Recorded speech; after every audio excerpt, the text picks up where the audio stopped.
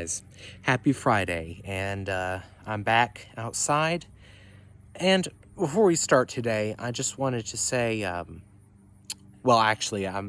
sorry if there's a couple of fake plants in the view of the camera, because that's a little shrub there on the table. But anyway, I'm sorry if my last few videos have been a little bit disjointed, by the way. I just wanted to make that clear since I was going a little bit off topic sometimes.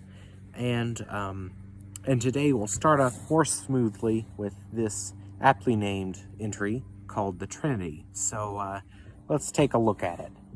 Want a brain teaser?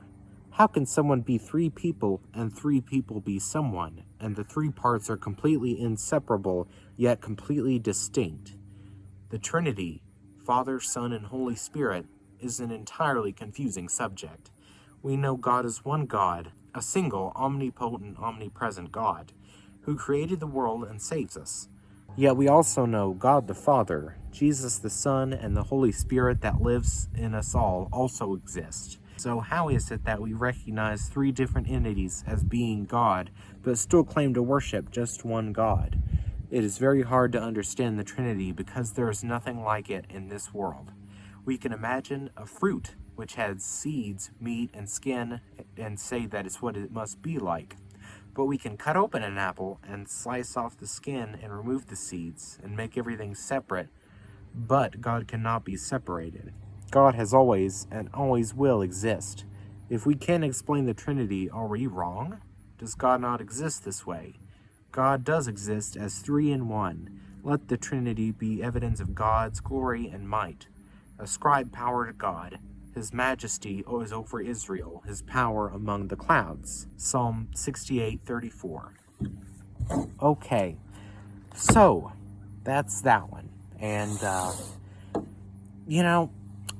that's a really interesting perspective, actually. Kind of a curious way to describe the Trinity, and it's especially interesting as a topic because not only is it hard to understand, but some denominations of Christ's followers don't really even believe in the Trinity, which it's pretty interesting in itself. And of course, the Trinity is an idea from the Bible. And for us Bible followers, that's a concept that's pretty clearly introduced and illustrated. And, I never really understood the distinction myself, actually, if I'm frank. Maybe if one of you in the comments has an answer to this question, but I was wondering what the difference was between God and the Holy Spirit, because we know who Jesus is, and we know who God is, but does the Holy Spirit encompass what God is, or does it encapsulate the essence of both? Is it the spirit of life? Is it, it could be a lot of things, actually, because I'm sure you guys are aware of what the unforgivable sin is, which is to blaspheme the Holy Spirit and never turn back. So it's kind of like a complete rejection. However, at the same time, even if you didn't used to believe in God, but then you did, I think God will still accept you back and will forgive you, at least from my understanding. From the sounds of it, to blaspheme the Holy Spirit itself would be to do something so reprehensible, or like to spread negativity in regards to God, lead other people from it. You do everything oppositionally. And it really raises the question of who can be forgiven and who cannot.